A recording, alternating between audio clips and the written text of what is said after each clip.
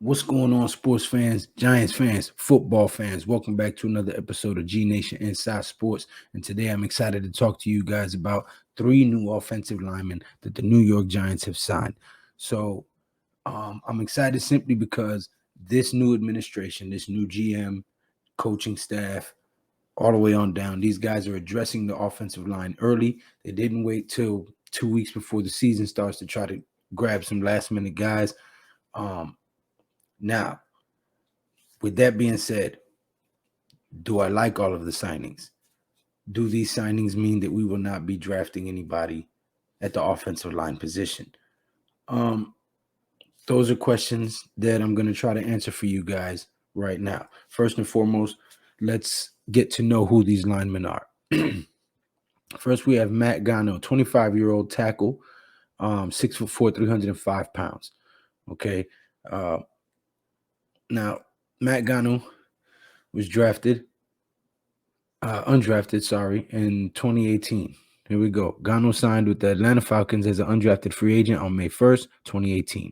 He made the Falcons' initial 53-man roster but did not play in the regular season game and was inactive for all but the Falcons' final game of the season. The Falcons placed a second-round restricted free agent tender on Gano on March 17, 2021. He signed a one-year contract on March 25th. Gano was placed on the reserve physically unable to perform list to start the 2021 season after undergoing surgery in the offseason. On January 28th, 2022, Gano was released by the Falcons. On March 9th, 2022, Gano signed a one-year contract with the New York Giants. Okay, so that is our new guard. Tackle, excuse me. All right.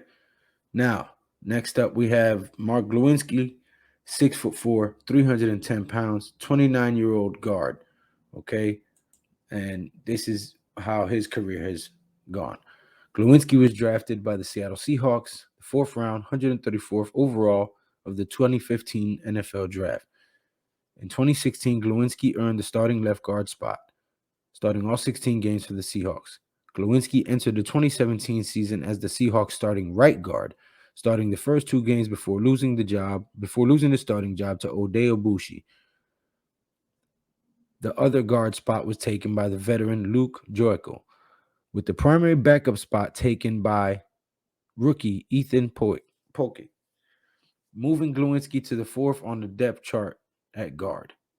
After an injury to Obushi, followed by the emergence of the rookie as a starter opposite Joeckel, Lewinsky was waived by the Seahawks on December 16th, 2017. On December 18th, 2017, Lewinsky was claimed off waivers by the Indianapolis Colts. After beginning the season as a backup, Lewinsky was named the starting right guard in Week 6, following a season-ending injury to Matt Slauson. He then started 9 of the final 11 games. On January 29, 2019, Lewinsky signed a 3-year, $18 million contract extension with the Colts through the 2021 season. On March 17th, 2022, Lewinsky signed a 3-year deal worth $20 million with the New York Giants. Okay, now this is the one that gets me. John Feliciano, 30-year-old center, 6'4", 325 pounds.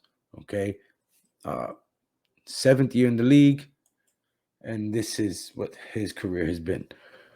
Feliciano was drafted by the Oakland Raiders in the 4th round, 128th overall in the 2015 NFL Draft.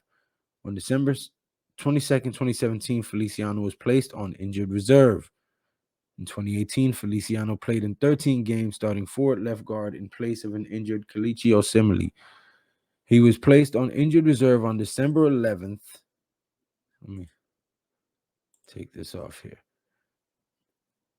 On injured reserve on December 11th, 2018, with a calf injury. Now remember that, because that is important. In 2018, he was placed on injury reserve with a calf injury. Okay.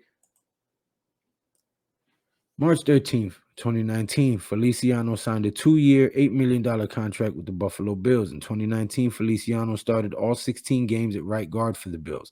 Feliciano also earned his first Pro Bowl ballot mention. After suffering a shoulder injury and torn pectoral muscle, Feliciano's 2020 season started when activated on October 27th. He had 9 starts. Feliciano earned his second Pro Bowl ballot mention and was the Bills' 2020 Ed Block Courage Award recipient. On March 14th, 2021, Feliciano signed a 3-year, $17 million contract extension with the Bills. Feliciano entered the 2021 season as the Bills' starting left guard. He was placed on injured reserve on November 6th, 2021, with another calf injury.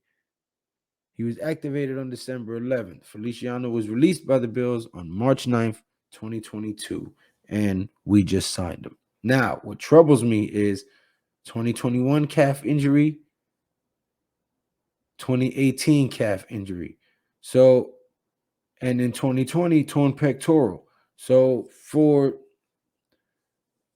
3 of the last 6 seasons, he hasn't been available. Okay. And 2 of those times was for reoccurring injury. So can we really depend on this guy to be our starting center? 1. 2, does that mean that we will not be going after a stud in the draft at the center position? Unlikely. I think that we still target offensive linemen in the draft, and I think that these guys are more so depth pieces. I still think we go for Linderbaum or Alec Lindstrom in the draft somehow, some way. If we got to, go for Luke Fortner, but I mean, Lindstrom or Linderbaum, one of those 2 guys is who I would like. We definitely have to solidify this O-line or nothing gets done. And I know people are going to kill me in the comment section and say all kinds of things about, oh, we signed 3 offensive linemen. We need to address the defense in the draft. Listen, defense was not as bad as our offense was last year. Okay. Yes, we get some defensive pieces that we need to make this defense great, or at least top 10. All right. But that will mean nothing if we cannot move the ball on offense. That means our defense will have to score more often than not for us to win games. We have to fix this offensive line in order to win games and move forward and become a franchise set up for sustained success. The way you do that is you solidify the left side with Andrew Thomas. I believe we've done that. You get a stud at right tackle, okay? A stud at center, and 2 decent guards, if not studs, okay? But you have to address this O-line. Games are won in the trenches. If you don't have an offensive line, you're screwed. Period. Okay. Get this offensive line. Yes. All right. I like the 3 signings in the free agency. Brings us some depth. Pert and Lemieux coming back from injuries. We don't know what they're going to be. Nick Gates had a setback, so it's not looking like he'll be with us next season in the future, really. As much as I like the guy, I doubt it. So, yes, I think we still address the offensive line in the draft. But that's all I have for you guys this evening, guys. Until the next time, please like, share, subscribe. Hit that thumbs up button for me. Hit the bell notification so you'll be notified when I make new videos. Also, tune in Saturday for the Leather to the Face podcast live from across the pond in Europe. So until next time, guys, as always,